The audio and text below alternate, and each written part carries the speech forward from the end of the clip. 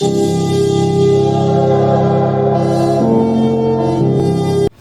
जी देखें जरा, इस क्लास में हम क्या देखेंगे। इससे पहले की जो क्लास थी उसमें हमने देखा था कि पतले लेंस द्वारा प्रकाश का अपवर्तन जो होगा उसमें माध्यम कैसा था, एक समान, दोनों ओर सेम था। इधर भी वायु लेंस की ओर, दूसरी ओर भी क्या थी, वायु थी। समझ में आई बात। अब हमारा पॉइंट क्या है कि दोनों ओर माध्यम कैसा हो, अलग अलग। तो देखना जरा, कुछ इस तरीके का डायग्राम आपको देखने को मिलेगा। माना एक उत्तल लेंस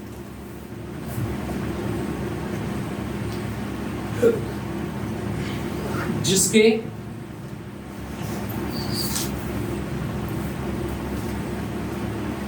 पृष्ठों की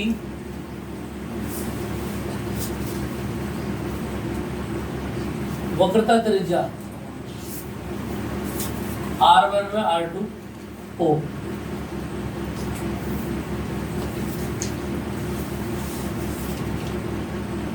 रखा है। लेंस का अपवर्तनांक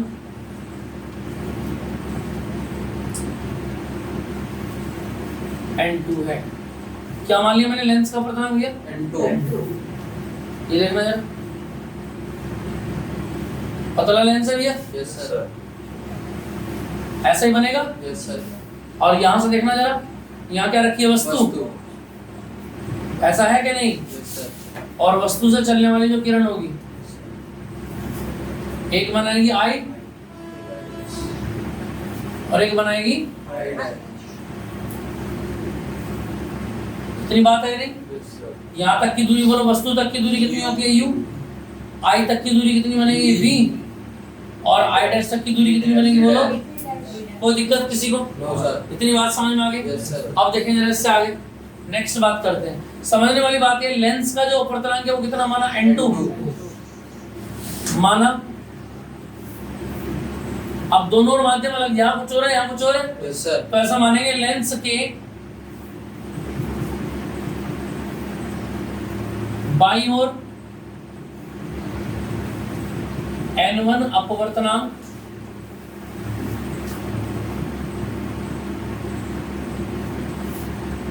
का माध्यम तथा दाईं ओर N2 अपवर्तनांक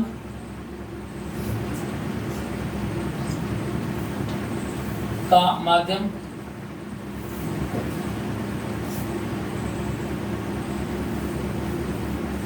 स्थित है। आई बात समझ? उधर देखो इधर सामने, तो इधर हो गया N1 और इधर हो गया N2। समझ में आई बात? सबसे पहले पृष्ठ के लिए बात करेंगे। देखना जरा, लेंस के पहले पृष्ठ के लिए बोलो N-1/R बराबर N/,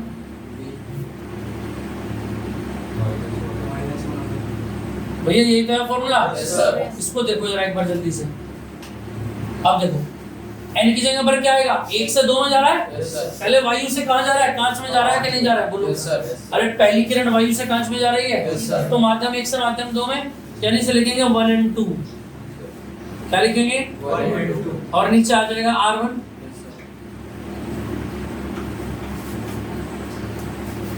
बोलो पहले पृष्ठ द्वारा बनाया गया प्रतिबिंब क्या होगा, I डैश, तो दूरी कितनी आ जाएगी, V डैश।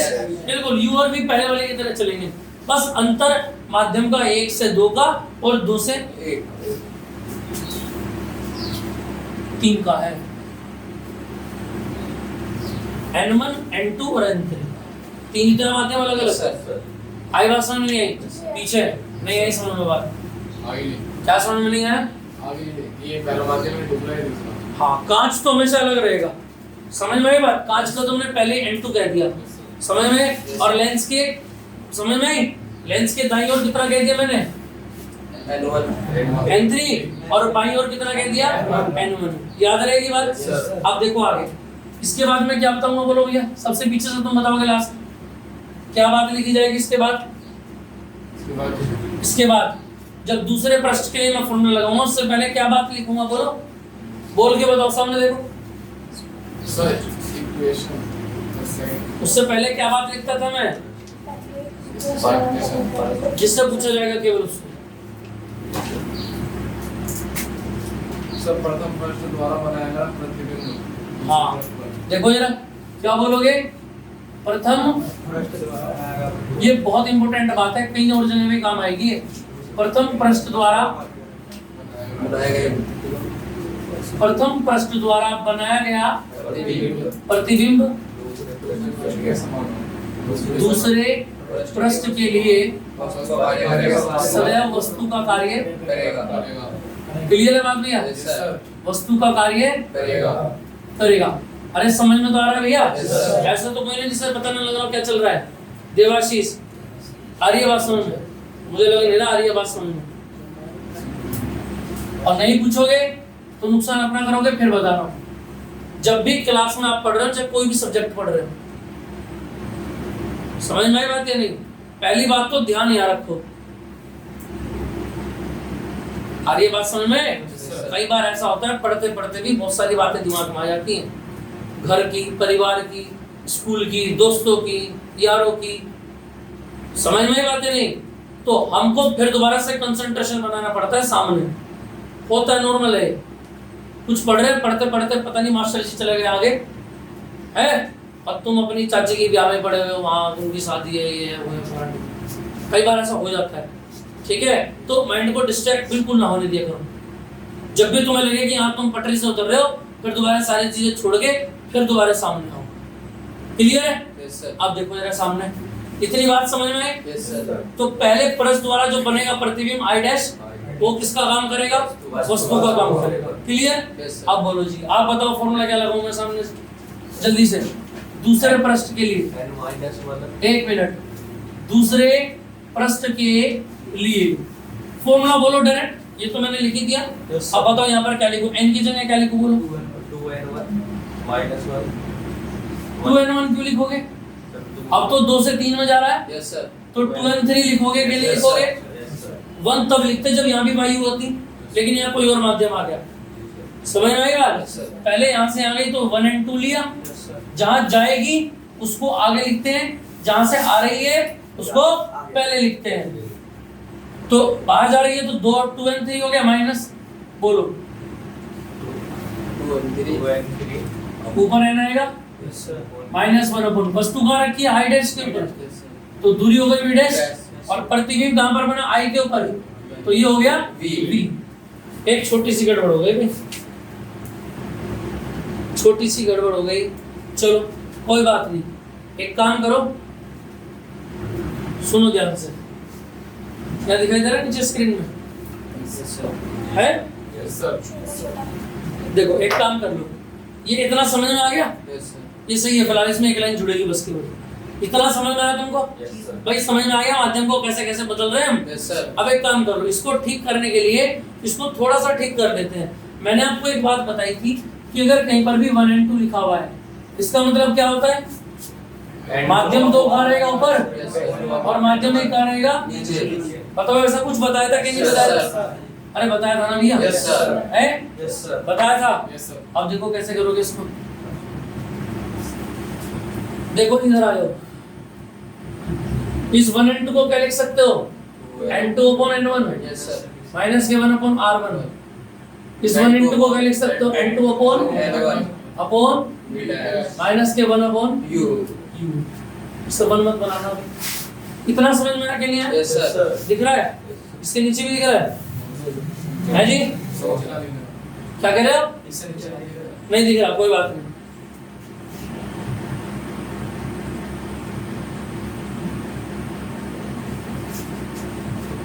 इधर आ जाओ, देखो हर में क्या क्या आ रहा है? n1 आ रहा है, तो क्या इस पूरे में n1 से गुणा कर दो भैया? बोलो अरे हाँ ना बोलो। n1 से मल्टीप्लाई कर दूं? n1 से मल्टीप्लाई करते ही क्या हो जाएगा? इसका जो हर डिनोमिनेटर वो क्या हो जाएगा? कैंसिल हो जाएगा। होगा कि नहीं? आ रही है बात समझ में? पीछे अब देखो जरा, जब n1 की मल्टीप्लाई करेंगे इसमें तो कितना हो जाएगा बोलो? ये बताओ इक्वेशन क्या बनेगी यहाँ से? जब n1 की मल्टीप्लाई पहले इसमें करी तो n2 बचा, और n1 की जब एक में करी तो n1 आया, और बटे में कितना आ गया बोलो?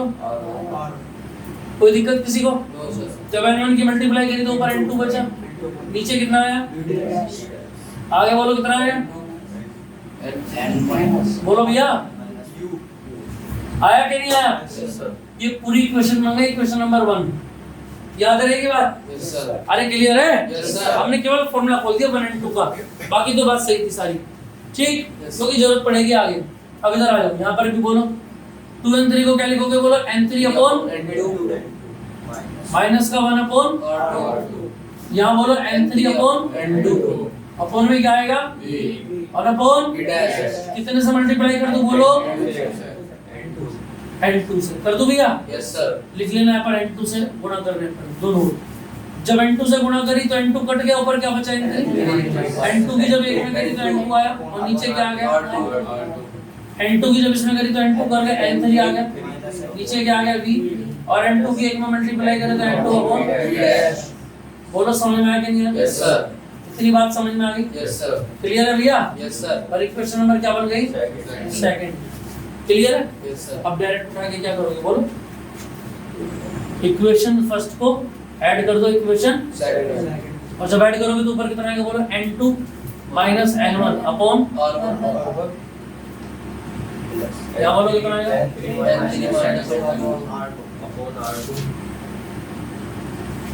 ऊपर बोलो क्या n2 अपॉन v से n2 अपॉन v कट जाएगा? Yes sir. इधर क्या बचेगा? n3 अपॉन, और इधर क्या बचेगा? बोलो कोई दिक्कत किसी को? No sir. बोलो समझ में आई बात या Yes, sir. नहीं? इससे आगे हम इसको सोल्व नहीं कर सकते, ठीक है? तो इसको हम यहीं पर छोड़ देंगे। आई बात समझ में? Yes, sir. पहले की तरह u बराबर अनंत v बराबर f नहीं लिखना है, क्योंकि ऊपर फिर भी कुछ मैच नहीं हो रहा है। Yes sir. अगर हम लिख भी देंगे तो फिर भी क्या होगा? कुछ नहीं होगा। आई बात समझ में नहीं? Yes, sir. क्लियर है? Yes sir. इतनी बात समझ में आ गई? Yes sir. अब अगर आपसे पूछा जाए कि लेंस के लिए फोकस दूरी के सूत्र का निगमन कीजिए, तो लेंस के लिए फोकस दूरी का सूत्र क्या होता है? बोलो 1/f बराबर 1/f बराबर 1/v 1/v माइनस के 1/u, माइनस के 1/u। जो कि इससे पहले वाले में हमने किया था। Yes sir. अगर सवाल ये आ जाए कि पतले लेंस द्वारा प्रकाश के अपवर्तन को समझाइए जबकि लेंस के दोनों ओर माध्यम एक समान हो, तो पहले वाला सवाल कर देंगे कहां तक? जहां हमारा फॉर्मूला आ गया था लास्ट में। n बोलो n-1 n-1 n-1 n-1 1/r1 1/r1 minus 1/r2 minus 1/r2 बराबर बराबर क्या था? 1/v 1/v 1/v minus n/v आया था ना? Yes sir. n/v माइनस के 1/u। क्लियर है? हाँ, कोई फॉर्मूला क्लियर बात समझ में? Yes, sir. ठीक, इसको जल्दी से कॉपी करें। ये कब करना है? जब दोनों ओर माध्यम कैसा हो? अलग अलग। इसका लेंस का कितना मान लिया हमने? n2, इधर मान लिया n1 और इधर मान लिया n3, और उसी के बेस पर हमने फॉर्मूला लगा दिया। ठीक है, चलो तो इसको उतारो जल्दी से। इसको 2 से 3 बार घर में प्रैक्टिस करके देखिए, डायग्राम की ज्यादा से ज्यादा और डेरिवेशन की पूरे की। दोनों सवाल याद रखना, दोनों ही सवाल मेकर्स के सूत्र कहलाते हैं। जब पहले का बस याद रखना दोनों माध्यम समान हो, और दूसरे की पहचान ये है कि दोनों माध्यम अलग अलग। जल्दी से उतारो इसको। इतना ही रखेंगे बस आज ही।